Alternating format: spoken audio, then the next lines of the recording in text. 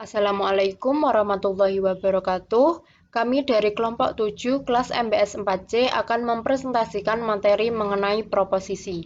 Sebelumnya, perkenalkan nama saya Andriana Rofiah dengan NIM 1950210089 dan juga dua teman saya yaitu Arni Yuliastuti dengan NIM 1950210098 dan juga Nia Permatasari dengan NIM 1950210112. Langsung saja, yang pertama yaitu definisi proposisi. Dalam logika terdapat tiga komponen yang diantaranya yaitu yang pertama, pengertian atau konsep atau ide atau term. Yang kedua yaitu proposisi atau keputusan atau pendapat. Yang ketiga yaitu penalaran atau penyimpulan. Dalam hal ini, proposisi atau pernyataan dimaksudkan sebagai ungkapan dalam bahasa. Keputusan atau pendapat dapat diungkapkan dengan kalimat berita, yaitu suatu pernyataan atau proposisi yang dapat dinilai benar atau salahnya. Proposisi merupakan sebuah kalimat pernyataan yang digunakan dalam logika formal. Penggunaannya juga harus memenuhi aturan-aturan atau kriteria dalam standar logika formal. Proposisi sering dikenal dengan kalimat pernyataan logika. Dalam standar logika formal, proposisi selalu berupa kalimat. Dengan begitu, setiap proposisi harus memiliki subjek dan juga predikat. Dalam hal ini, proposisi selalu berupa kalimat pernyataan atau kalimat berita ataupun kalimat deklaratif, yang dimana harus memenuhi standar logika, sehingga tidak semua kalimat merupakan kalimat pernyataan yang dapat diterima sebagai proposisi atau kalimat pernyataan logika. Berikut merupakan beberapa kalimat-kalimat yang dapat disebut sebagai proposisi. Yang pertama yaitu pergi kau. Kalimat ini bukanlah kalimat pernyataan, melainkan kalimat perintah. Oleh sebab itu, kalimat ini bukan proposisi. Contoh yang kedua yaitu apakah Anda akan ke Bali? Kalimat ini bukanlah kalimat pernyataan, melainkan kalimat pertanyaan. Jadi kalimat ini tidak dapat digolongkan sebagai proposisi. Contoh yang ketiga, aduh, kakiku sakit. Kalimat ini bukanlah kalimat pernyataan, melainkan kalimat seruan. Jadi, kalimat ini bukan proposisi. Contoh yang keempat yaitu anjing merupakan binatang buas. Kalimat ini merupakan kalimat pernyataan, serta dapat disebut sebagai proposisi karena memenuhi aturan standar logika. Contoh yang kelima yaitu Amir lebih pandai dari Amin. Kalimat ini merupakan kalimat pernyataan, akan tetapi tidak dapat digunakan sebagai proposisi karena tidak mengandung kebenaran yang jelas. Amir dan Amin mana yang diperbandingkan? Hal ini tidak jelas karena di dunia ini banyak orang yang bernama Amir dan juga Amin. Contoh yang keenam yaitu X plus 5 sama dengan 5 plus X. Kalimat ini merupakan kalimat pernyataan matematika, tetapi bukan proposisi karena mengandung variabel yang tidak jelas. Contoh yang ketujuh yaitu semoga Anda lulus ujian. Kalimat ini bukanlah kalimat pernyataan, melainkan kalimat persuasif atau himbauan. Jadi, kalimat ini bukan proposisi. Contoh yang terakhir yaitu tak satupun manusia dapat hidup selamanya. Kalimat ini merupakan kalimat pernyataan logika, tetapi mempunyai struktur yang belum memenuhi standar proposisi, karena kopulanya tidak jelas. Jadi, kalimat pernyataan logika harus mempunyai kopula. Selanjutnya yaitu unsur-unsur dalam proposisi. Suatu proposisi yang lengkap mempunyai struktur QSKP. 4 macam struktur tersebut diantaranya ialah 1.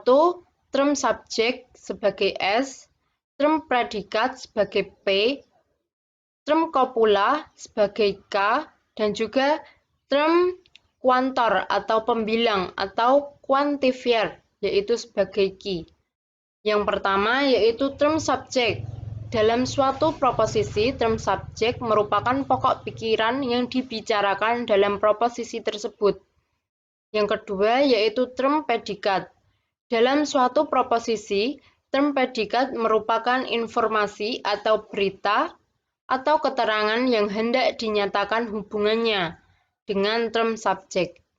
Baik, materi contohnya yaitu kopulaka. Dalam suatu proposisi, kopula merupakan suatu hubungan yang berfungsi untuk menyatakan hubungan antara term subjek atau term predikat. Contohnya, kata-kata yang digunakan sebagai kopula dalam logika diantaranya adalah ialah, yaitu, ini, bukanlah, tidaklah, dan sebelumlah. Adapun yang keempat yaitu quarter atau pembilaan atau quantifier. Dalam suatu proposisi, quantifier atau pembilaan quantifier merupakan kata penunjuk jumlah atau keluasan kualitas term subjek. Contohnya yaitu kata-kata yang bisa digunakan sebagai kuantor dalam logika ialah semua, beberapa, sebagian, setiap, salah satu, yang satu pun, tak satu pun, dan lain sebagainya. Di dalam keempat unsur di atas, unsur-unsur utama yang mutlak harus ada dalam suatu proposisi. Sedangkan kopula dan quarter tidak mutlak harus diungkapkan, akan tetapi harus selalu ada diidentifikasi dan juga diketahui maksudnya. Berikut contoh populasi yang dapat diidentifikasi unsur-unsurnya. Contohnya yaitu semua manusia adalah hewan yang berakal budi. Quarter he yaitu semua, subjeknya s manusia, kopula adalah predikat hewan yang berakal budi.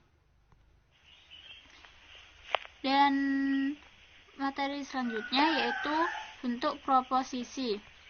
Bentuk proposisi kategoris. Proposisi kategoris merupakan proposisi yang menerapkan identitas atau keberadaan kedua konsep objektif, identitas dan keadaan yang diterapkan dalam formal maupun objek dan juga dapat utuh ataupun parsial. Adapun proposisi kategorik yang paling sederhana terdapat 4 bagian. Yang pertama itu subjek, hal yang diterangkan. Yang kedua predikat, hal yang menerangkan. C. Kopula dan D. Quantifier. Dan adapun bentuk proposisi yang kedua yaitu proposisi hipotesis, merupakan proposisi yang antara bagian-bagian terdapat hubungan dependensi atau ketergantungan, oposisi, kesamaan, dan lain-lain.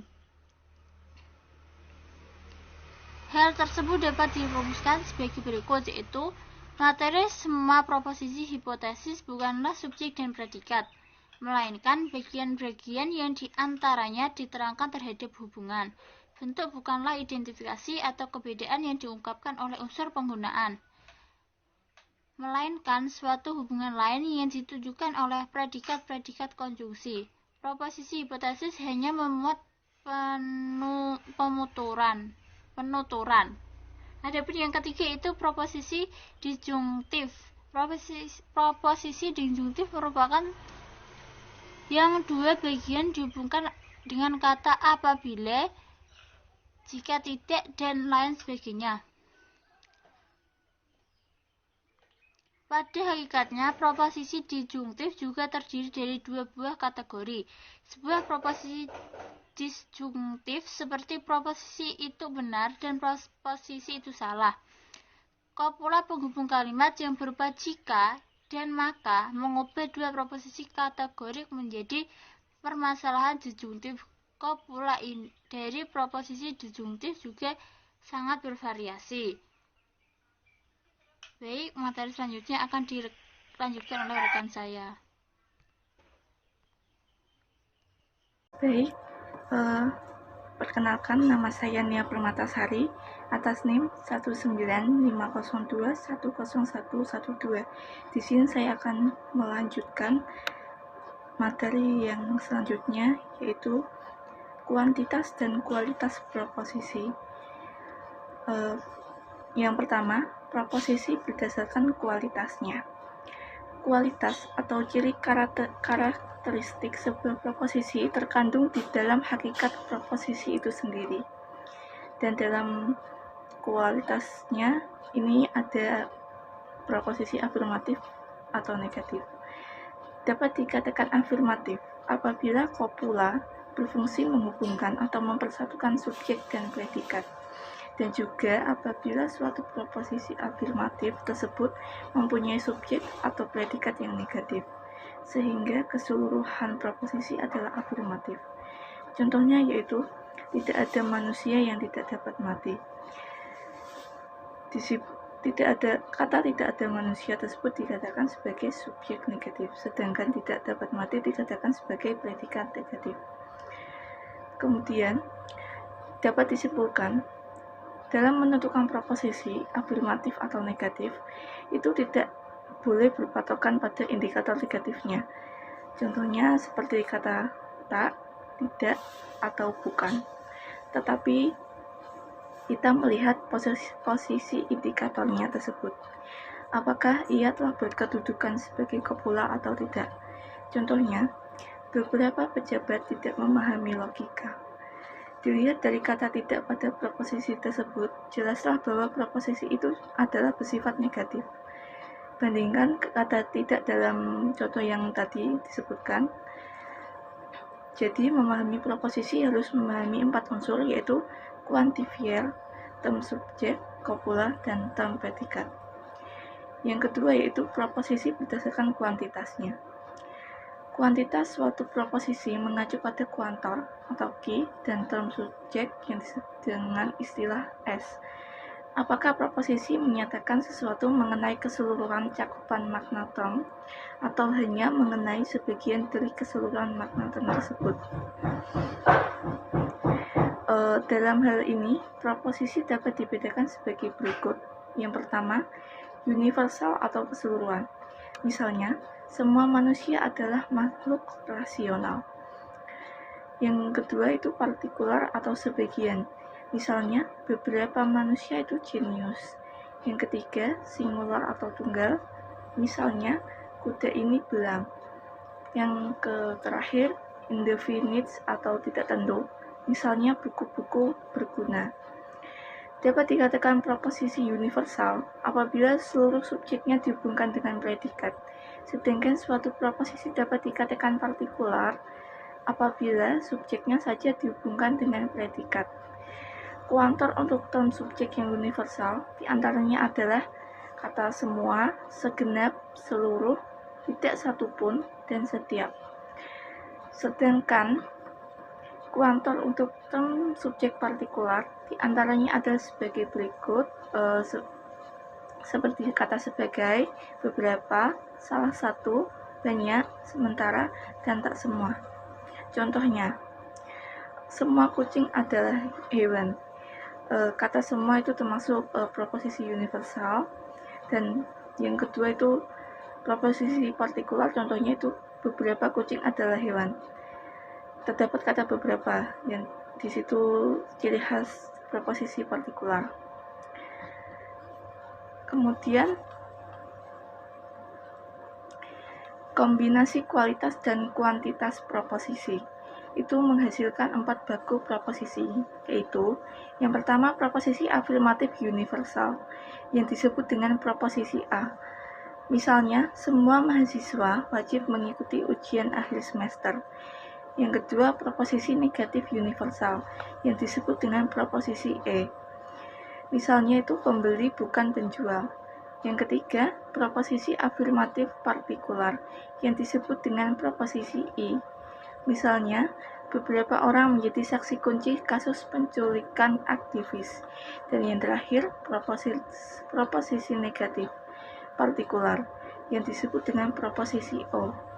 Misalnya, beberapa mahasiswa tidak memakai sepatu saat kuliah.